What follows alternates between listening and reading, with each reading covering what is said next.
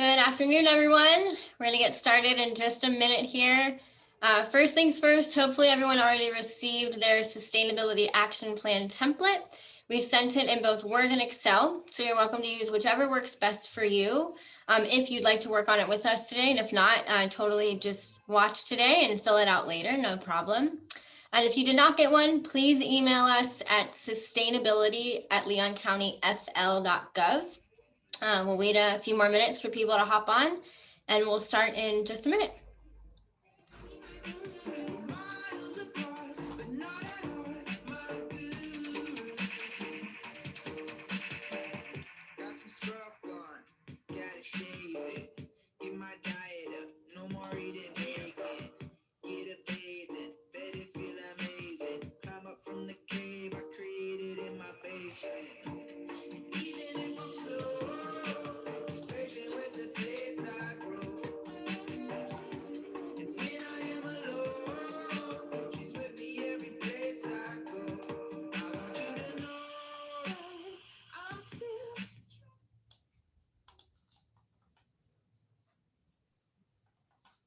All right, guys, we're going to go ahead and get started here to stay on schedule so we can end by about 1 p.m. We want to be respectful of all of your time. Welcome to creating your own sustainability action plan or our sustainability action plan session. This is part of Leon County's biannual Sustainable Community Summit. Hopefully you've had the opportunity to join some of our other sessions this week. And don't forget that tonight we have an exciting sustainability trivia session tonight. Great prizes available. Encourage you guys to enjoy drinks and food while you're doing that.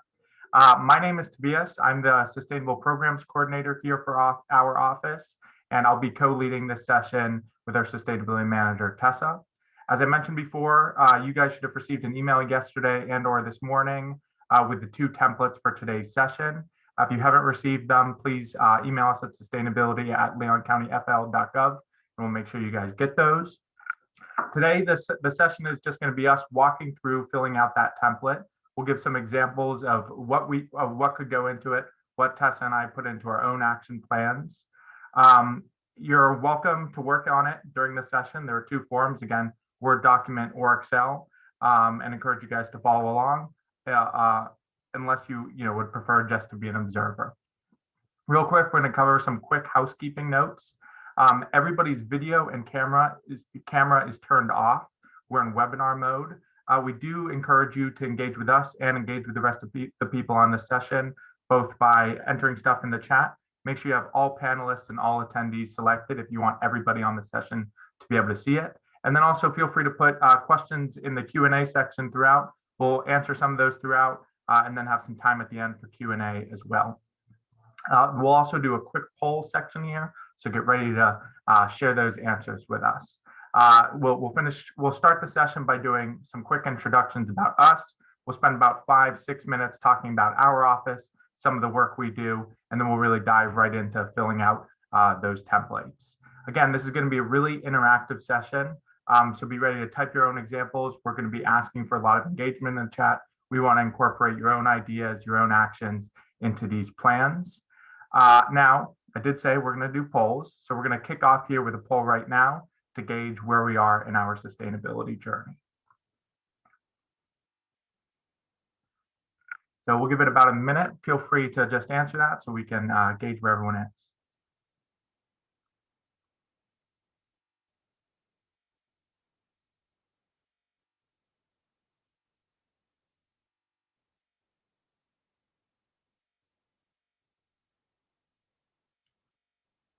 Awesome. It looks like we have most people responded here, so I'm going to go ahead and end polling. You guys should be able to see the results here. Okay, so it sounds like we have a good balance here. We have about 33% of us are beginners. That's awesome. We want to make this, accessible to everyone. A good number of you guys are intermediate. You guys are already doing some of these steps. Hopefully we can provide some tips to add on to that. And then we got some of you pros on the call too. Awesome. Great. So as I said, my name is Tobias Raether. I'm the Sustainable Programs Coordinator here for our office, and I'm joined by our Sustainability Manager, Tessa Schreiner. All right. Yeah, so good morning, everyone. And We really appreciate you being here today. Hopefully you get a lot out of this session. As always, if you want more after this or want to ask us questions, we're always available for that too. Your sustainability questions about this template and just about anything Leon County, don't have to end here today. So the Office of Sustainability, Leon County Office of Sustainability, we are responsible for quite a bit in Leon County, both within our own organization, leading sustainability efforts, and also in the community at large. So our efforts include policy, procedure, education, programs, events like this one, and more. And then in 2019, we began implementing our integrated sustainability action plan, which I'll talk about in a little bit. So the picture you see to the right is an example of some of the work that we've done within our own departments. That is a onboard battery system of one of our ambulances that we worked with our EMS department in getting installed on 2 ambulances, and actually 2 more that just got ordered this year.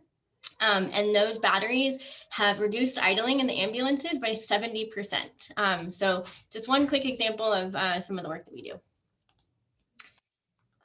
Going on a little bit more, again, really high level into some of our efforts. We do a lot with resource conservation, renewable energy. We have a net zero energy building in our cooperative extension office. Hint, that may be a trivia question tomorrow for any of you guys joining later. We also work on transitioning our fleet to electric vehicles. We've expanded electric vehicle charging stations, and we work on promoting alternative transportation, both within our own organization and the community at large. We are also responsible for hosting community events, again, like this summit, beautification and cleanups, promoting land stewardship and just general resource stewardship of our land in Leon County. And then lastly, we work a lot on food systems. So we have a community garden program, urban agriculture, and then just general outreach. For some of you that may have joined us last night, we had a lively cooking session with Heidi Copeland, and all the produce came from Red Hills Online Market, which is a local online market that sells only food from local and regional farms. So those are just some high-level examples. So as I mentioned earlier, in 2019, we passed our integrated sustainability action plan. That action plan sets a high-level greenhouse gas reduction goal for our own operations of 30% by 2030, using 2015 as a baseline. And then we have divided what we call our ISAP, Integrated Sustainability Action Plan, into various categories. And I'm showing this not only to show you our plan, but also this will look very familiar when you open your template. We've structured the personalized sustainability action plan template very similarly. So you'll see we've got a variety of categories, again, very similar to the template. And then what we did in each of these sections is we set specific goals that are goals in their own right, but also help contribute to our overarching greenhouse gas reduction goal. And then we've set action items, again, specific to those topic areas. For the example, energy and green buildings is what's on the screen. And we made sure to add in there who's accountable. So what's the primary work area, secondary work area? Again, you'll see that kind of structure on your sustainability template. It's important to have accountability and to engage multiple people within an organization or family or system to make sure that there's success in that.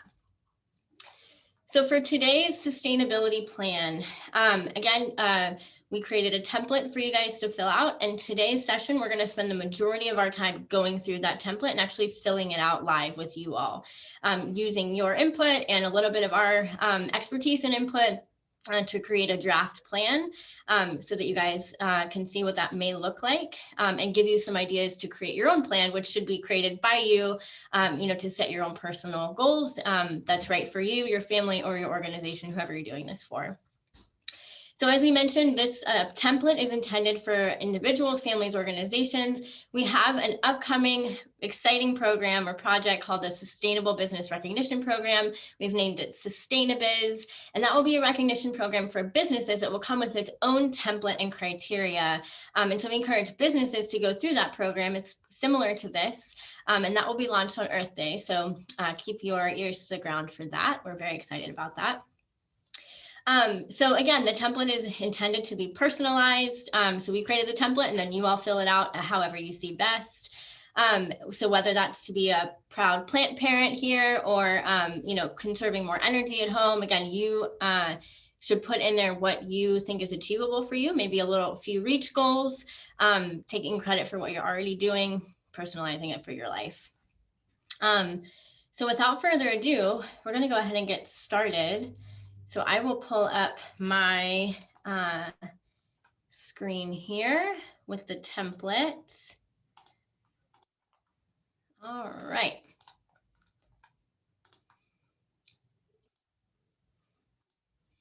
Okay.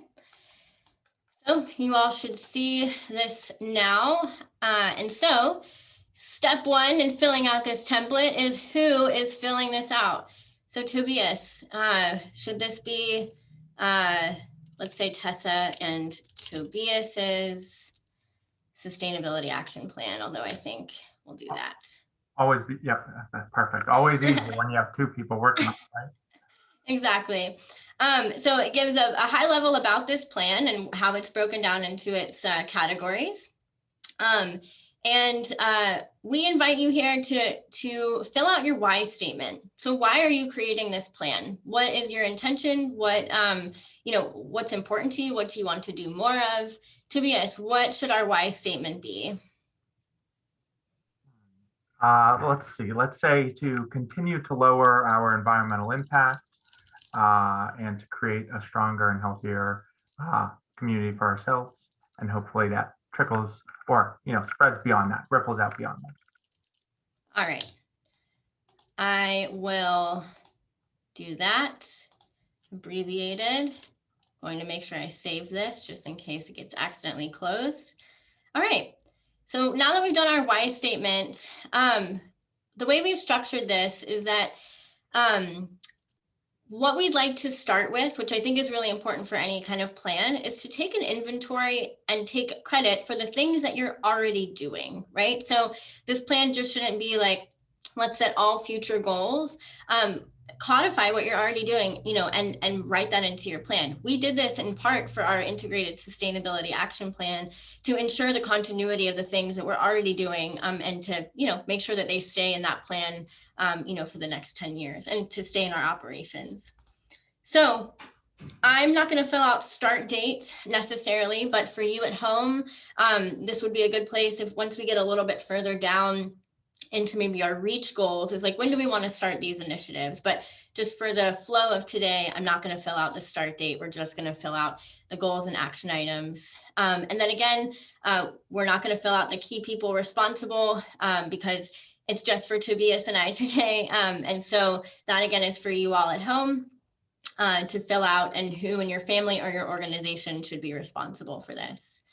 So without further ado, let's get started. So again, we would love to hear from you in the chat box or in Q&A about some things that you are already doing in the realm of energy that you'd like to add in your sustainability plan.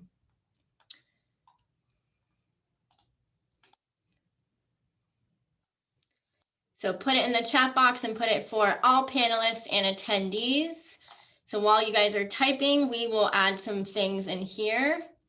Oh, drive a hybrid car. Great, Deborah. We'll add that into our transportation section. Let's focus on sustainability. So getting some of electricity through solar. Sounds great. Electric car. So again, we're sticking with energy right now. The electric car is part of that. That should go in the transportation section. So let's save that for then. All right. There's a good one. Tessa, SK saves energy by drying clothes on the clothesline rather than using the dryer all the time. Perfect. Beth, that's successful. If you can raise your AC temp to 78 degrees, that's something I've been fighting my roommates about for months now. So if you have any tips on how to make those changes, yeah, encourage you to put them in the chat and maybe I'll take those notes. Install solar panels. I'm going to save that for later because I think that's a reach goal. So I'm going to maybe add that down here. I think that is awesome. And if you are an expert if you're already doing that.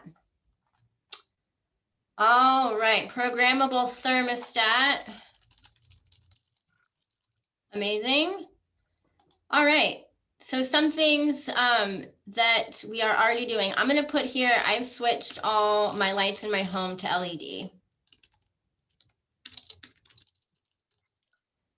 And Tessa, on All top right. of that, Crystal wrote that she turns off all the lights when she leaves the rooms. So simple but easy to forget. Little tidbit here. I'm German, and in German there's this phrase called Festbeleuchtung, which just means the lights are always on. And my parents growing up always, anytime we left a light on, said that. So it's ingrained in my head. Anytime I leave the room, if the light's on, Festbeleuchtung, go turn that off. So yeah, that's a great one, Crystal. Awesome. Steve, good. Advocate with the clean energy plan. Good. So I would say, let's do that. So get involved in encouraging local government transit or maybe utility transition to renewables. All right.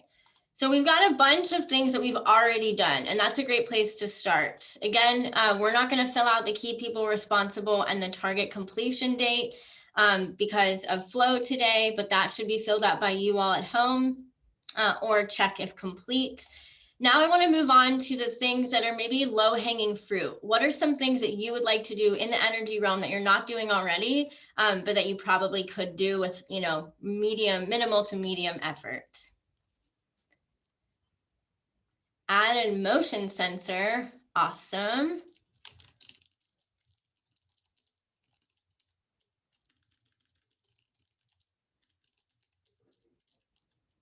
Great. All right, what about purchasing Energy Star appliances?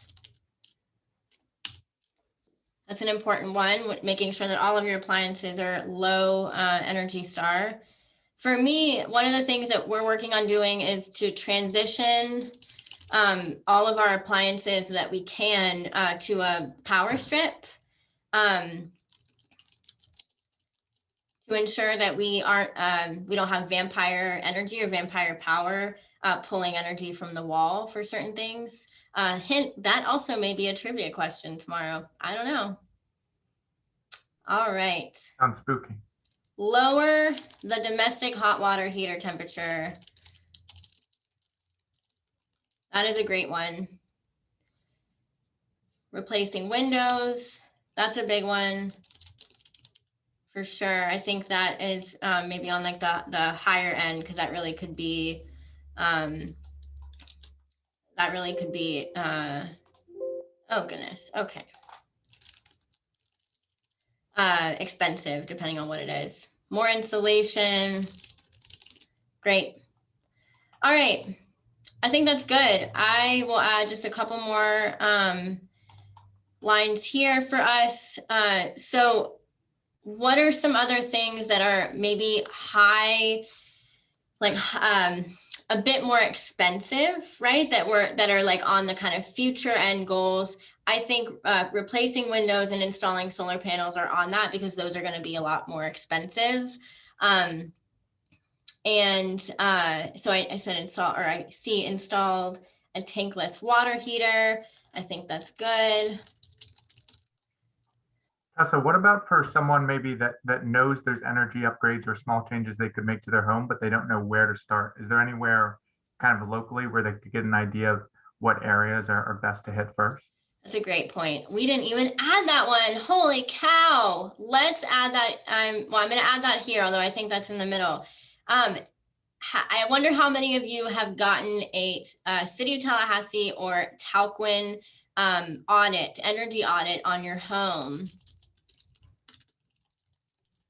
Beth said she just did an energy on it. Great. Awesome, Beth, that's great. Awesome, Attic Power Event, that's great. So you can get a free energy audit from both Talquin and the city of Tallahassee. That is, yeah, that is a free and easy way to identify where you could have some savings. Tobias and I know someone that lived in an older unit. She rented, she didn't own it. But they found the multiple holes in their venting and their ductwork. And the energy auditor said that it ended up, like, if you were to add all the holes together, to be about this much of holes in the ductwork, and that was making her heating incredibly inefficient. And so that was a pretty, easy fix for her, and then really reduced her energy bill. And so that's big. All right. Any big ones? Any other like big picture ones? I think more insulation we added. Maybe buying into the city's solar, like if you have an opportunity to buy into the city's solar farm. Tess, while we're waiting for some more input here, Ginny asks the question of what does vampire power mean? Oh, thank you. Ginny, so vampire power is when appliances, even though they're off and you're not using them, let's say your toaster oven or your microwave or your Apple TV, even though it's off, it still draws a little bit of power from the wall. It's not equivalent to it being unplugged.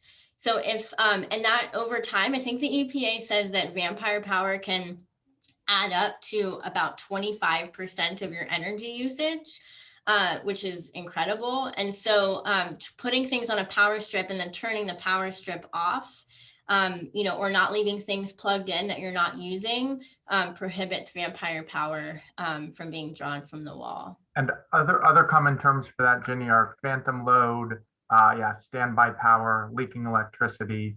So you might be familiar with some of those other terms as well. Great. All right.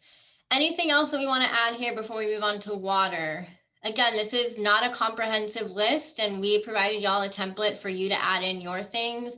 If you email us and you're like, hey, I don't think, I got enough kind of expert level things, we can help fill those out for you, or help give you some ideas for what to do. We're trying to kind of run the gamut between, beginner and for advanced people that are on today. All right, well then we will move on to water. Tobias, if you want to take it from here, I will continue typing.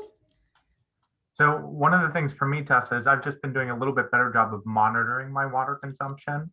So I'm definitely guilty of the long showers, and hard to give up. But for me, simply having a timer, 10-minute timer or less, is kind of a maximum thing for me. So I know if I hit that timer, that I'm essentially just standing under the water enjoying it, and that alone, seems like a little bit, but each day certainly adds up over time.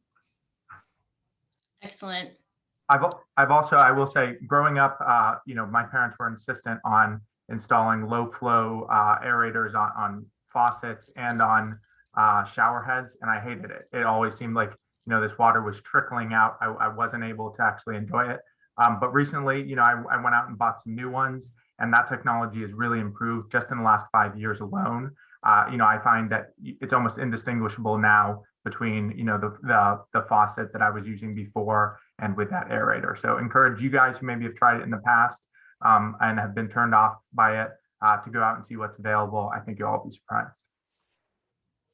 Awesome. Yeah, I think that's a great one.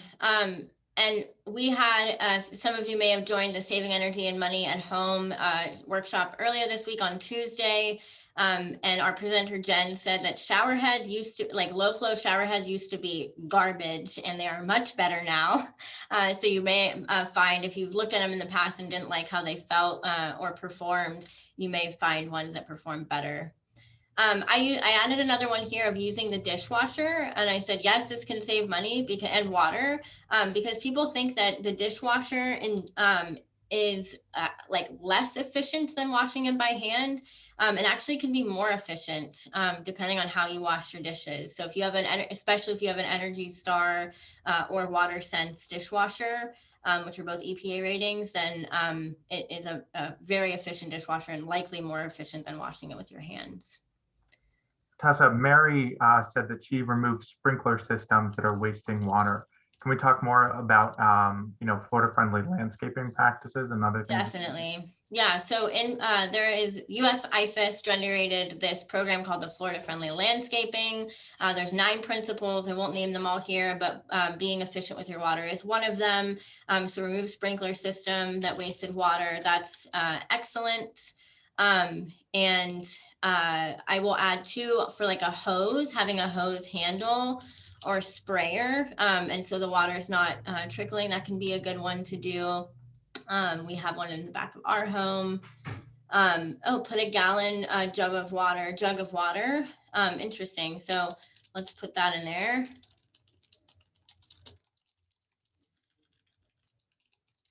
All right. I like it. Collect rainwater for plants. I think that's awesome. There's many ways to do that, but that is excellent. All right. What else we got in the chat, Tobias?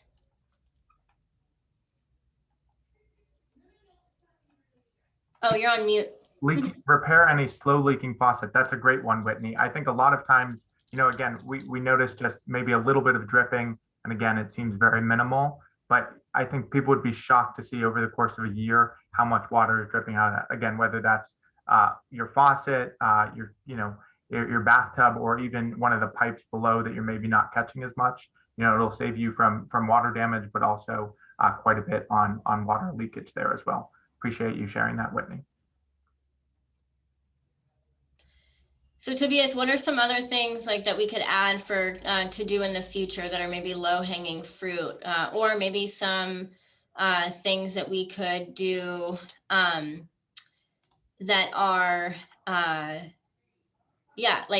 maybe more intensive or more expensive? So one thing I think about is and again, I know this is our sustainability action plan, but I think a lot of times people think sustainability action plans have to be personal. If you're somebody that owns or operates a business, there's also things you can do there. So for instance, something, that we're intentional here about at the county is when there's the opportunity or when, a toilet or faucet needs to be replaced, looking for opportunities to make sure those are low flow toilets, low in as many restrooms as possible. And, if you're somebody that owns a business or has a place where you're having multiple things, that's certainly a financial lift.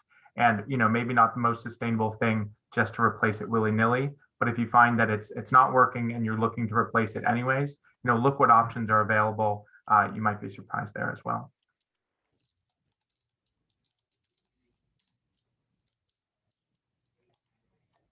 All right. Anything else? Shorter wash cycle. I like that. I think that's great.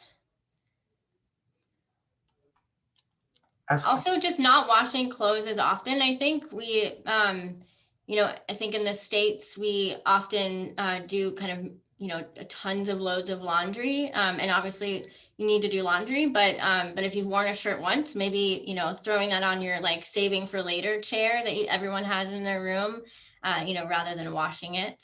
That is a good.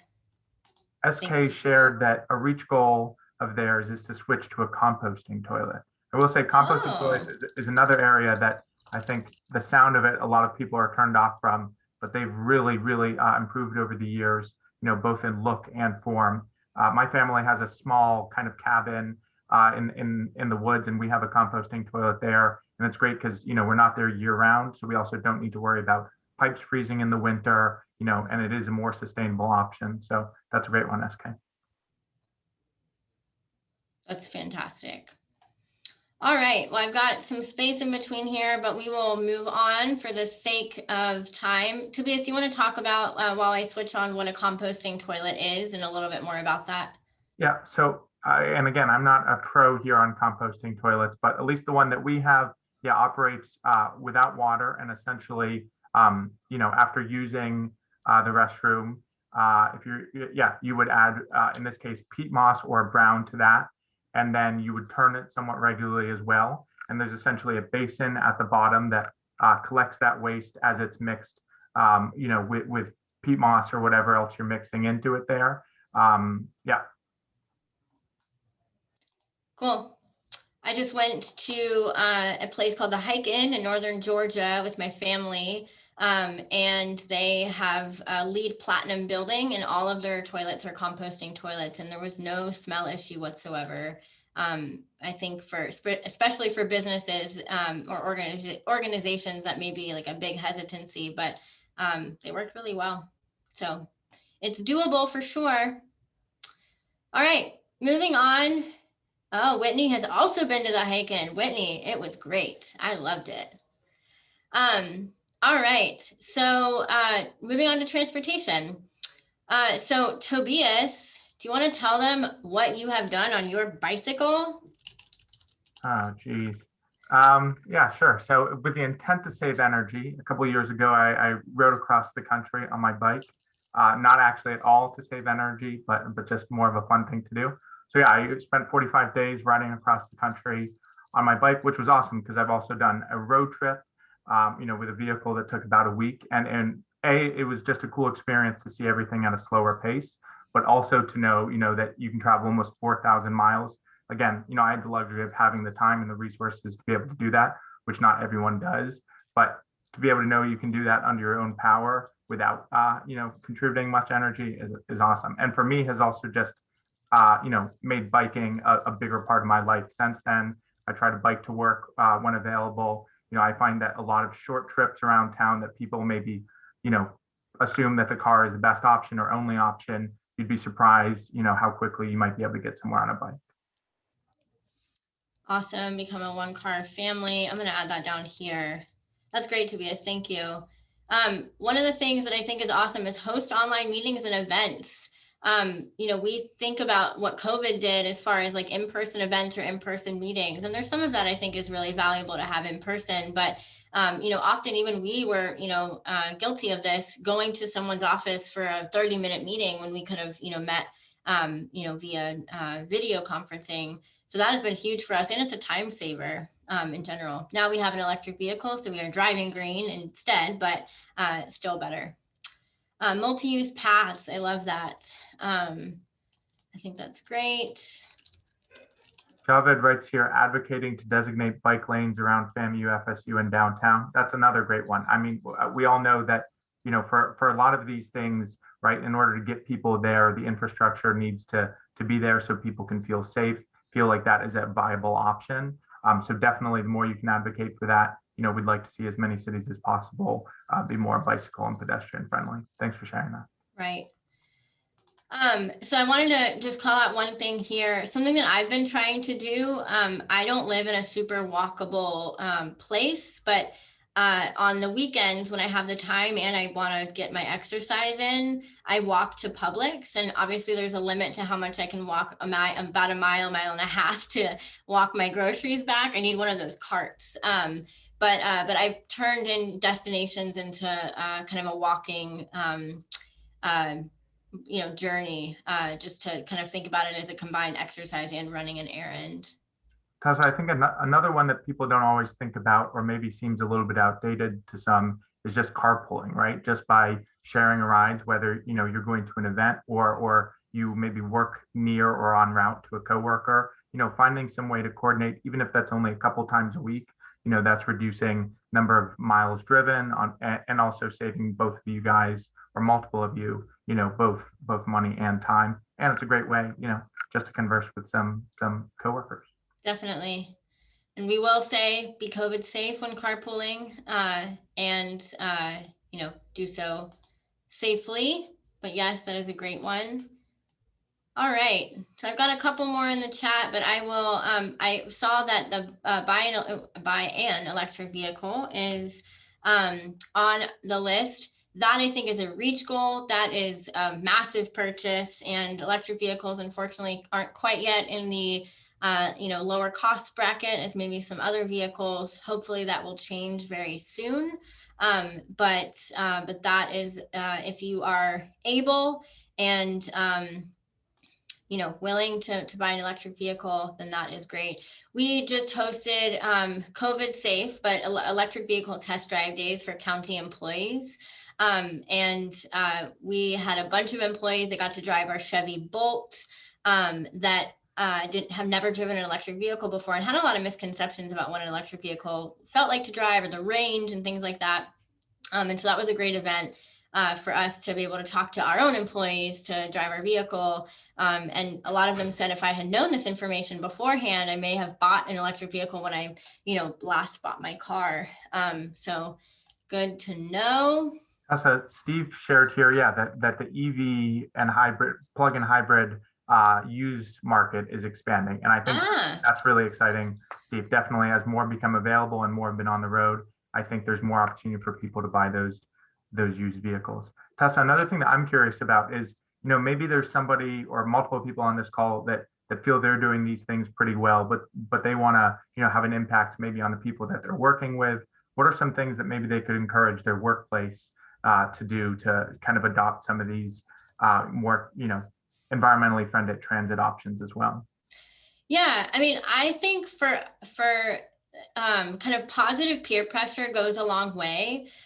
So I think, again, just like encouraging that in your workplace or within your organization, maybe having walking meetings or walk to lunch, if that's a possibility, rather than driving. Something that we're doing in our own buildings is installing electric vehicle charging stations, not only for our employees, but also for our fleet.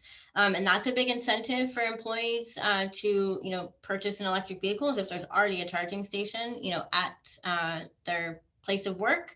They can charge while they're taking their county vehicle or while they're in their office, and that's huge for them. I know along those same lines, Tessa, just talking about having the infrastructure to kind of make these options available. Something as simple as advocating for a bike rack at your office, not having a place to park a bike, I think is a lot of times a deterrent for biking. If your workplace has a shower, seeing if that's something you could use, after a commute. I know that's something people are sometimes concerned about as well. And then also, there are plenty of businesses, I think, that want to provide these opportunities for their employees. So if you're somebody that, maybe rides the bus to work regularly, see if your employee is willing to give you, some sort of discount or help supplement the cost of that, just to further make that an option for yourself. Thank you for mentioning that, Tobias. Riding the bus is a big one. I did not include that. I know Star Metro is making some improvements on their route and is adjusting with their capacity of their buses, as COVID conditions improve, and they've done a lot of COVID measures. But so riding the bus is a big one. Something that we are going to do for our own employees that we're looking into is getting bus passes for free for our employees to incentivize alternative transportation. So that's something that we're looking at. Tessa, before we move on here, I'm seeing a couple comments. Beth asked, if maybe we're considering a similar EV event for community members. So Beth, at the moment, we don't have that, but what Mary shared is, Sustainable Tallahassee is going to be hosting several EV vehicles at the ART for the Chain in the Parks event in April, an opportunity to go check that out. In 2019, when we had our last sustainability summit in person at J.R. Alfred Greenway, we also had those available there. So there are definitely ways, within our own community to see what those cars look like. And I think a lot of people, maybe have these ideas of what an EV is and would be pleasantly surprised by how similar that driving experience is. But, you're also getting the benefits of knowing it's more sustainable. For sure. And I think we had a couple of questions. So just for everyone, we mentioned Sustainable Tallahassee. If you are not aware, Sustainable Tallahassee is a local nonprofit within our community. And Deborah asked, do you mean that you're hosting Leon County or department or Leon County wide bus passes? And that would be all Leon County departments, not just for our office. We're only 2 people, so having an initiative for 2 people is not not wide reaching enough for us. Tessa, as we're Yeah, do you want to move on to waste reduction? Yeah, and I think a great segue into that. Emily shared that one of the places that she worked in the past, they had a lot of paper and sheet plastic that was not recycled. She, took it upon herself to supply those bins and encourage coworkers to use that recycling, and then took it herself once a week to the recycling center. And Emily, I think that's a great thing. We appreciate you sharing that. Is sometimes it does just take a little bit of more personal effort to share with your community, make it more easy. So that's something we've done in our office related to waste reduction of what as well is just having a kitchen composter in the office. And now we have an outdoor bin outside, so we can just take it out weekly. But before that, we're in other departments within the county. There are people who maybe are composting at home, and they see that as liquid gold. They are doing their coworkers a service, but then they're also reaping the benefits by having that compost at home. Great. So one thing on composting, and then I have a higher arching comment about just waste reduction. But so the county, we have launched two new composting initiatives in March. One is a new drop-off site at our solid waste facility. People can drop off food scraps. And then the other is a compost sale. We ran out of our first batch within an hour, but we're hosting another sale soon. So stay tuned for that. And that's available for anyone. You can be an organization, a homeowner, a business. You'll get the bin at a wholesale price. And you don't have to be a Leon County citizen either. We're offering them for regional counties as well. So Tobias, why is this section called waste reduction and not recycling? Yeah, so I think a lot of times people think waste reduction and they think recycling is the only way to do it. We talk a lot about, and you guys are probably familiar, reduce, reuse, recycle, and we have it in that order for a very specific reason, right? Ideally, we'd love to hear when people say my recycling bin was full. It's definitely better than putting that all in the trash. But what we'd like to hear even more is, I only had a couple things I had to put in my recycling bin, and my trash can was also pretty empty because you've taken the steps to reduce that waste first, find other ways to reuse some of those materials. And then, there's always going to be some things left over that recycling is the only or best option there.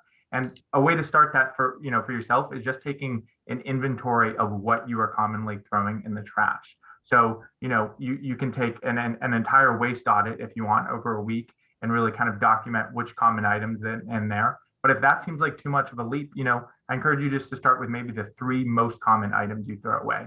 So I find that, growing up for us, it was plastic bags, right? Like little Ziploc bags for your lunches. It seemed like the best and easiest way to store it. And, with 4 kids in my house, we were going through, 20 to 30 of these small Ziploc bags a week.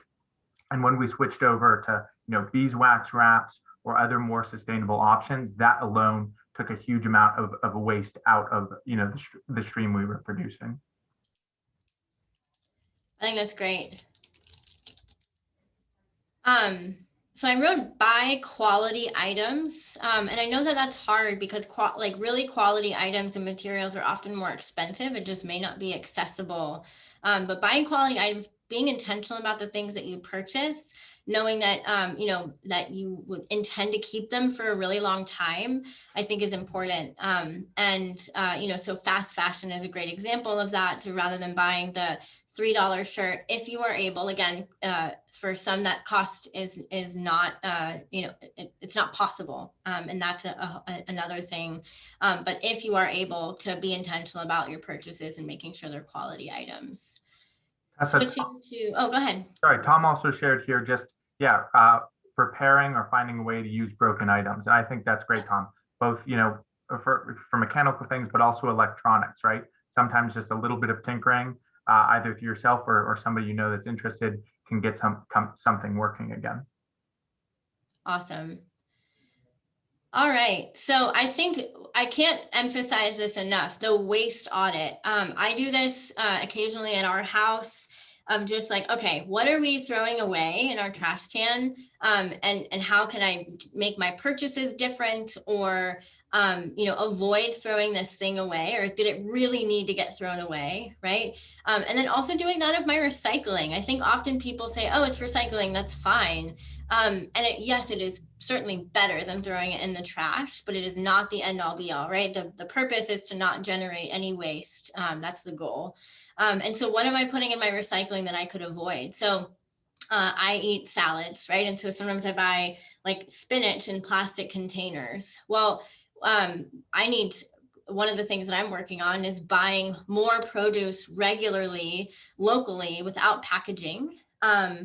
And making that switch, so I don't have that plastic container every week from salad. So those are some things. We have a question here about cloth paper towels. And then I want to talk about the encourage restaurants in a second here. So what are cloth paper towels? So imagine like a piece of cloth. You can buy these from a bunch of different places. It's a shape of a paper towel, but it's a rag, right? It's a nice rag with a nice texture. And they roll them up. That looks like a roll of paper towels, except it's cloth. And so rather than using a paper towel, you use a cloth and then you just throw it. I use them and I put them in my, I wash them with all my towels. So that is a good one. So I've got one thing about businesses. I saw someone saying, make sure the businesses you're buying from are sustainable. So as I mentioned, we have a sustainable business recognition program getting launched soon. And we would love for you all and everyone in our community to encourage the businesses that you frequent, to make the transition to more, sustainable takeout containers, products, all of those things, because they will listen to their customers. And so, that's an important thing for us to encourage. So we have a question here too about plastic wrap, actually two that are connected. So Gloria says that Publix is putting a lot of fruits and vegetables in plastic bags with a recycling icon on them. Can they be recycled? So Gloria, within Leon County recycling, the curbside recycling, plastic bags should not be added in there. It can get into the system, clog it, and essentially make this the conveyor that they're using to sort these items stop and really causes delays. Now, those items can be recycled at Publix. So that's, again, a problem sometimes with labeling, is it's not very clear. So we encourage you guys, recycling, all of these things are kind of very local things. We encourage you to go out and look at those resources before doing wish cycling, I guess, which is, where we recycle items that we just assume are recyclable. And then Emily, put the advice in there that there's also opportunities to opt for the one with less packaging. So maybe, there's 3 zucchinis, she said, as an example, in one pack with a plastic tray and plastic wrap over it, or, just pick up 3 loose zucchinis and add that. That alone, every time you're going to the grocery store, can help reduce waste there. That's a great point. I see a question about what is better for a takeout container: styrofoam, foil pan, wax covered cardboard. That's a great question.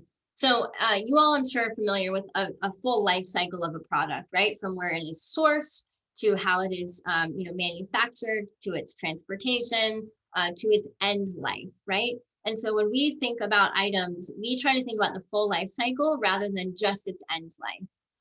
So for example, plastic, its full life cycle, right, of like how it is, created and generated, may have a higher kind of carbon impact, right, or footprint, than, a piece of cardboard, which came from paper or paper scraps, and then, can biodegrade. So thinking about the full life cycle of an item. So there's no easy answer to that. Styrofoam is not a good product. It photodegrades, it breaks into tiny plastic pieces. So I would say absolutely styrofoam would be the worst on that list. A foil pan, if that is clean, it can be recycled fully. And aluminum is a great thing to recycle. It's easily recycled multiple times. So I would say that's probably the best. Close second would be the cardboard. Again, full life cycle analysis looking at. So anyway, we're going to move on. We have a lot here. Waste reduction is always a hot topic for discussion. Again, this is not a comprehensive list. There are so many more things we could put here, but this is intended to give you guys some ideas when you create your own. So moving on to community involvement. So we hosted yesterday a Getting Involved panel for our summit. And one of the main topics of discussion was about the importance of volunteering and being involved in your community to build a better community. And so I'm going to put that in the middle. It's not something I'm already doing enough. I want to volunteer more. That is something that I want to do more in my free time. And so I'm going to put that in the middle here. But maybe for others, you have some ideas about community involvement. Maybe I'm part of a couple nonprofits. Maybe join a nonprofit and be involved with a nonprofit. Maybe get to know your neighbors. I live in an apartment complex, not a neighborhood, and I make a point to say hello to every single person that passes me. And that's maybe not as common in apartment complexes, but I think it's important to know my neighbors, and I know all of my neighbors, and that builds community. I'm going to put here community gardens. So maybe join a community garden. Yeah, I see Gloria there said she volunteers in community garden. I think community gardens are really popular locally. We also have a community garden grant program. Encourage you guys to check that out if you're looking to start or expand your own community garden. Awesome. I'm going to put here Living Lab Community Projects is Javed's suggestion, which I think is great. We work a lot with our local, a lot with FAMU and FSU, so this can go on our done list or doing list, I should say. I'm going to put volunteer more for me. I think that is good. I put here, get to know your farmer. Something that we love, you know, buying from Red Hills Online Market, or I love buying from Red Hills Online Market, and knowing who I'm buying from every week. Like, who is the farmer that grew my food and picked it out of the ground for me? That is an awesome plug, and just important thing for us to understand our food system better. Attend community events. I think that's great. What's going on in your community? Meet people, get involved. All right, I think that's great. So Tobias, do you want to give some highlights, just like, or maybe like a big picture highlights of what our panel said yesterday, and then we'll move on to local economy so we can end on time today. Yeah, so yeah, for the panel yesterday, we had 4 people, all that work in volunteerism, either, you know, running systems that enable volunteering at FSU or within Leon County, and others that have, you know, started their own kind of grassroots initiatives where they make volunteering available to the public. One of the big things that I thought all 4 of them talked about, and I think, you know, this is a topic that I think we are all becoming more and more familiar with, and is really, really crucial and fundamental, is having this focus on equity, diversity, and inclusion. You know, I think it's really easy to think about sustainability as just environmental initiatives, and we forget about those other 2 pillars of sustainability, right? So we have equity, which is just, you know, caring for each other, caring for that community, creating systems that uplift everybody, you know, and we can do that while also focusing on improving the environment, improving our local economy.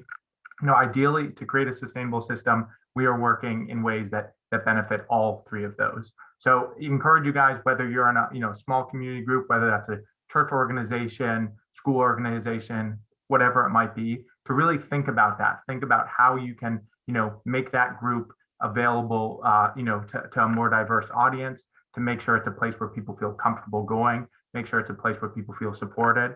Definitely encourage you guys to do that. Something we've tried to do with our summit this year, not only making it more of it, you know, virtual, which is accessible to more people based on location, but also our events tomorrow. Some of them may get rained out, but having them be all over town. So making sure that people that live in different parts of town, you know, can access, you know, at least one of our events. So an equity lens, yeah, I saw Deborah, thank you. So making sure that your work is focused, is people focused, and maybe that's a more simple way to say that. So, so starting with people in your work, and and thinking, how does this impact the community? How does this program benefit the community? Is this program helping community members that we want to help? Yeah, I think just really focusing on people, specifically focusing efforts to ensure that projects, programs, and efforts and dollars are benefiting communities of color, lower income communities, and just historically disadvantaged communities, I think is a really important part of that as well. I think, Tessa, two things I want to highlight there is that starts with just kind of thinking about what those barriers are. So Tessa mentioned, timing of an event, location of an event. Is that an event or whatever initiative you're doing, something that is accessible to the entire community? And if it's not, there's not always going to be a circumstance where it can be, but what can you do to, reduce or lower those barriers to having people join? And then Right. Dan also added in here, sharing excess fruit and citrus. I think the sharing economy is something that has been getting more and more attention recently and is really exciting. We see somebody earlier also wrote including something in a free sharing group. So if there's opportunities to share what you have with your community, that's another great way, to think about things from that equity and community standpoint. Definitely. And I will, before we move on to local economy, one thing that I want to share is that the libraries, Leon County libraries, are looking into hosting a library of things. So you can obviously go to the library to pick up a bunch of, media or, books or other things. And that's kind of what the libraries have been known for. But the library is looking into expanding that beyond just books or other media into like, what if you wanted to go camping but didn't have a tent? You could rent a tent for the weekend. So those are things that I think are going to be really awesome and just make items more accessible for everyone. And, we tend to buy things that we just use once or twice a year, and that's also not efficient, right? So making sure we share that. Last thing here before I move on, Tessa, encourage you guys, are getting great feedback in the comments. Just because we're not able to, highlight those, encourage you guys to kind of look through the comments, see what your peers and other people are suggesting, and feel free to adopt some of those ideas if it's something you think, you can adopt and incorporate. Awesome. So we've got a few minutes left and we'll stay on a little bit longer should anyone have additional questions. So we'll end this formal session at 1, but for anyone that wants to stay on and ask us questions, you are more than welcome to do so. So moving on to the second to last one, which is local economy. Something that we do here pretty well is for our purchases, whether it's we go out to lunch or whether it's we have like a prize or a gift for some sort of initiative we're doing, is to ensure that we're buying local. So one of the examples of that was yesterday, partnering with the Red Hills Online Market for our cooking class, but also we have prizes for our trivia tomorrow, and all of those prizes are locally sourced, like for the gift cards and stuff. So just making sure that we are that we're buying local and spending our money locally when possible. Tessa, one stat there that, and this might have changed a little bit, but I like to highlight is it's estimated that for every dollar you spend locally, about 73 cents of that stays within the local economy. That's that business owner putting it back into buying local produce, buying local products. That's all their employees putting some of their wages into the local economy. As we're buying at a big box store, it's estimated that only 13 cents of every dollar stays within the local economy. So really, our money really dictates what is available. The more you support local businesses, I think, that's become especially apparent during the pandemic is, a lot of these local businesses would not have been able to survive the pandemic without this vital community support. Absolutely. And again, we, for us, want to promote not only, sustainable practices, but also a strong local economy and, equity. We've got our sustainable business recognition program coming up. And again, a lot of what's here today is mirrored in that. And it's we can't say this enough, that sustainability is not just about environmental benefit. So local economy is as much about sustainability, and a healthy community than, than environmentalism. All right, so we've got buying local for as much as you can, in a workplace organization, source items locally. Let's add one more and then we will close out our session.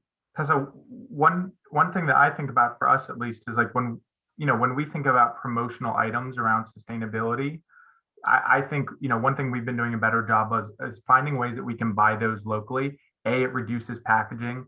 B, it's supporting local businesses. And a lot of time the quality of those things, are just much better than something you're going to get in some bulk big order from somewhere out of town. Awesome. And Tom added use Red Hills Online Market. Thank you, Tom, for plugging that in. We almost forgot to put that on here. But buying as much as you can, eggs, meats. I mean, there's so much on there other than just produce. So that's a good one. All right, just for the sake of time, thank you all so much for joining us today. This innovation category is really for anything else that you, your family, your organization wants to add in here that was not covered in our topics above. And so that is, just an important thing to be aware of is, or not aware of, but just to think about. Is like, we probably didn't cover all of it, and, how can we be innovative in a lot of the work that we do. So with that, I will end today's session. We've got one more awesome virtual event tomorrow, tonight, 6:30 to 7:30, although we're probably gonna make it go a little longer because it's just gonna be so much fun, which is a sustainability trivia night. So that starts at 6:30. We've got an awesome lineup of questions for you and some great prizes, which we are very excited to share with you tonight as well. Tomorrow, as we mentioned, we have some in-person, very small COVID-safe sessions. Those are weather contingent, as you may have seen on the radar, and weather prediction. Tomorrow looks a bit rainy. We may have be able to host some of those sessions, but some may get postponed. So, but we have really enjoyed engaging with you all today. Thank you so much. Thank you, Tracy. I will send this template in a follow-up email, just so you guys have this to look at, for all the examples and things that we gave today. But yes, we will follow up and include this in our follow-up email. All right.